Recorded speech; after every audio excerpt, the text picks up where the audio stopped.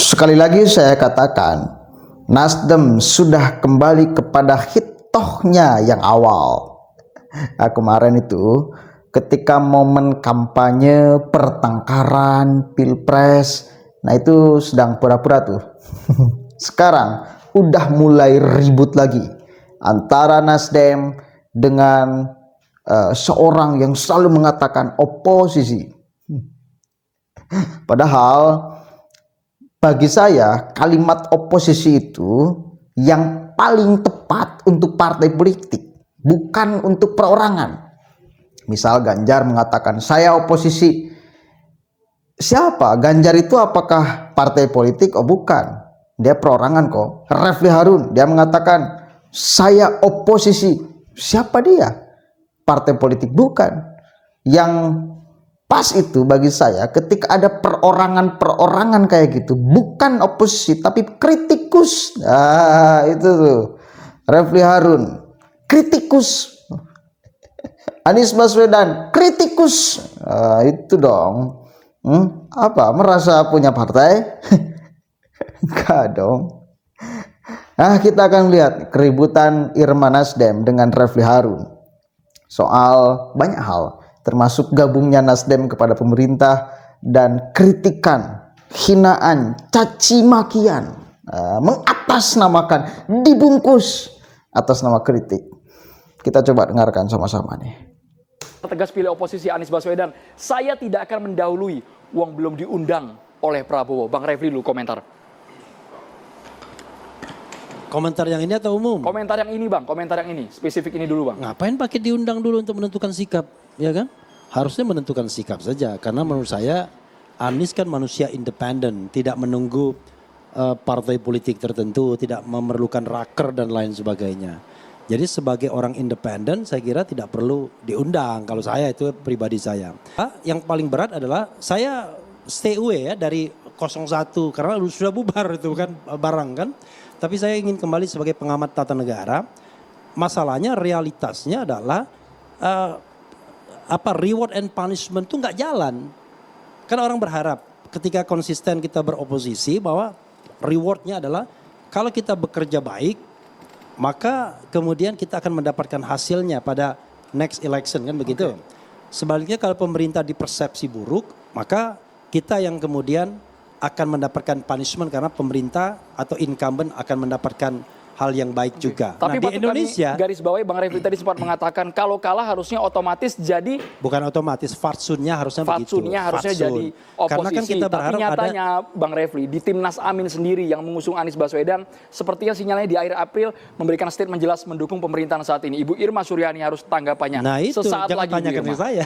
Sesaat lagi baru Ketua Umum Partai Nasdem Surya Paloh tegas sikapnya akan mendukung pemerintahan Prabowo Gibran. Ibu Irma Suryani, apakah ini sikap yang memang bisa 30 detik. Jadi minta diskon 30 detik Bang Refli. Kita kasih Bang ya. Oke, 30 dari detik sisi sebelum ke Ibu Irma. Ya, dari sisi reward and punishment.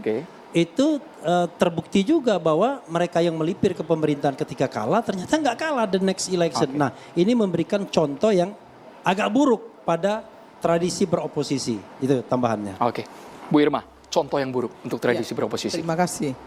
Bagi kami election Pilpres ini sudah selesai. Kami taat pada regulasi.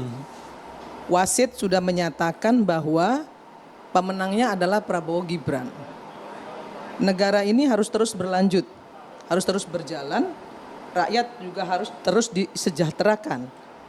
Kalau mau ribut terus siapa yang mau memimpin negara ini?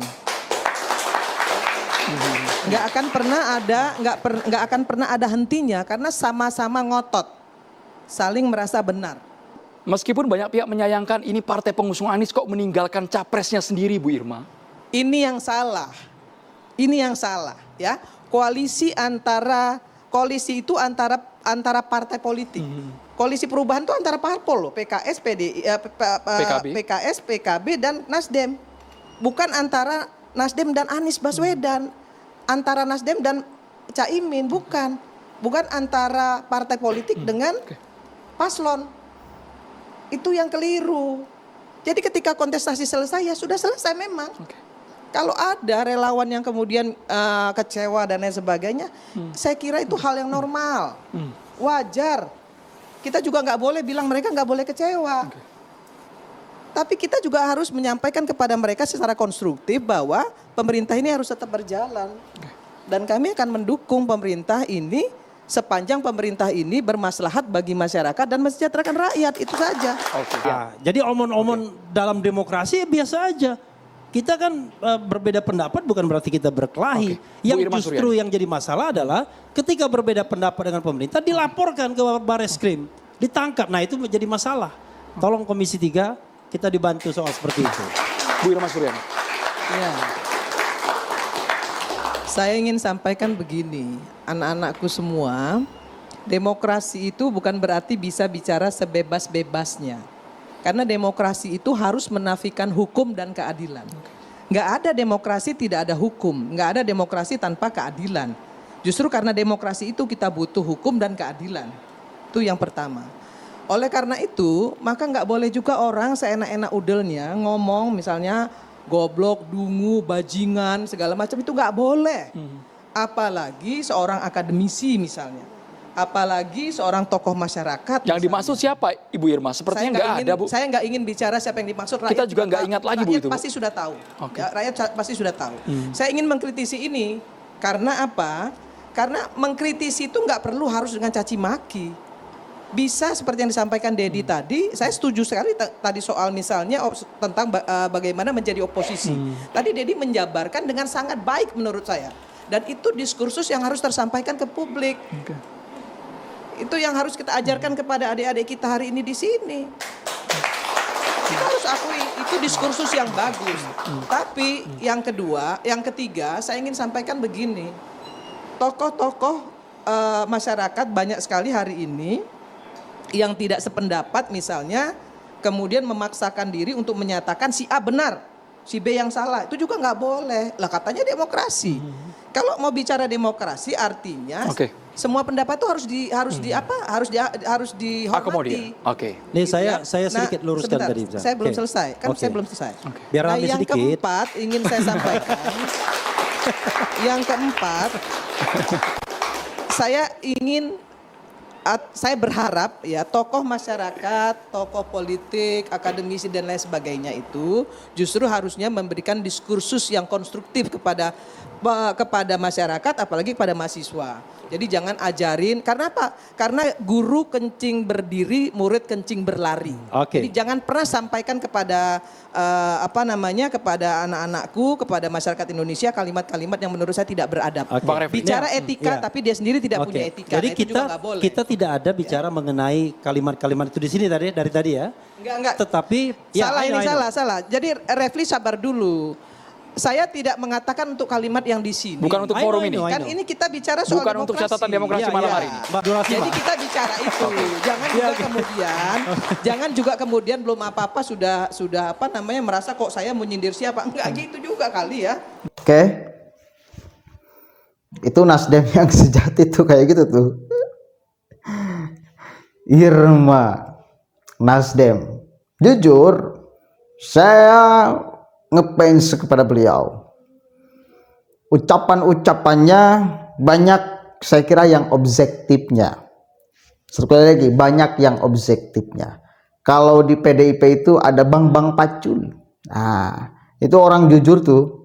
Dari awal kampanye sampai akhir sekarang dia mengatakan bahwa dia kalah.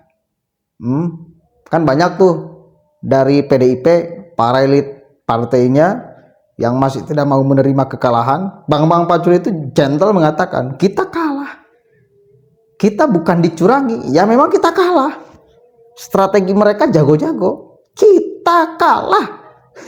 Itu Bang Pacul dari awal sampai sekarang. Nah termasuk Irma ini, ketika kemarin-kemarin semua orang mencaci maki Pak Jokowi, semua orang merendahkan Pak Jokowi, apa yang diucapkan oleh Irma ketika satu forum dengan Hasto? Jangan salahkan 100% Jokowi. Yang paling salah dari proses-proses ini adalah partai politik. Partai politik, kata Irma tuh. urusan hak angket saja. Itu kan kemarin-kemarin gembar-gembor akan menggunakan hak angket DPR. Sebelum mengangket pemerintah, coba angket dulu DPR. Yang proses-proses sebelum menjadi dewannya, kalau ditelisik pakai uang tuh. Mayoritas pakai uang tuh. Sebelum mengangket orang lain, angket dulu dirinya sendiri. Yang paling berdosa itu anggota dewan, kata Irma tuh. Itu jujur tuh. Satu kali lagi, kita merindukan orang-orang jujur di dalam berbicara, khususnya para elit partai politik. Dari Nasdem ada Bung Irma, dari PDIP ada Bang Pacul. Kita berbicara yang kalah-kalah aja dulu ya. Nasdem itu kan kalah mewakili kubu 01. PDIP juga kalah kan mewakili 03 Pak Ganjar. Mereka semua jujur di dalam berbicara. Bang Pacul jujur, Irma juga jujur. Urusan Refli Harun, dia ya kayak gitu. Memang akan terus dia produksi tuh kritikan-kritikan atau bahkan boleh jadi hinaan kepada pemerintah. Sayang dong, channelnya udah kayak gitu kok. Memang standing pointnya ya di sana Refli Harun. Channelnya 3 juta pengikut kan lumayan juga kan. AdSense-nya lumayan tuh.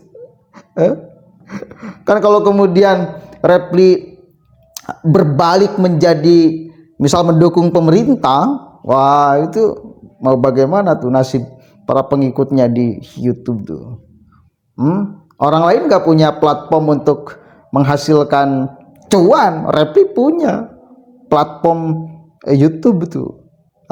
Orang lain di partai politik ya hanya urusan diakomodir atau tidak oleh pemerintah. Kalau diakomodir yang mendapatkan, kalau tidak diakomodir ya tidak mendapatkan. Refli mau diakomodir atau tidak diakomodir, tetap dia akan menjadi seorang kritikus karena tetap mendapatkan. Dari mana? Ya dari AdSense. Lumayan kan. Begitu loh. Jadi kalau juga mau mengatakan bahwa Refli objektif, saya kira enggak juga. Dia pun ada kepentingan saku di sana. Kepentingan perut di sana. Begitu. Mudah-mudahan ada manfaatnya. Jangan sok lah.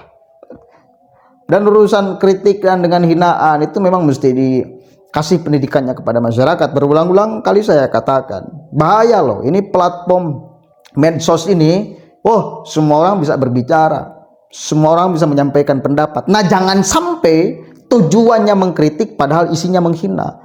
Yang repot itu Anda, masyarakat. Yang akan kena deliknya Anda, yang akan nangisnya Anda, yang akan ruginya Anda. Itu yang harus dikasihkan pendidikannya. Bajingan, tolol, segala macam itu bukan bentuk kritikan yang sehat. Itu bentuk hinaan. Itu harus diterangkan dong. Kan banyak di medsos itu yang kayak gitu tuh. Tujuannya mengkritik, padahal menghina tuh isinya. Itu harus dikasihkan pendidikannya yang benar. Biar masyarakat itu bila ingin mengkritik, menyampaikan pendapatnya juga pada jalur yang benar. Ya, Assalamualaikum warahmatullahi wabarakatuh.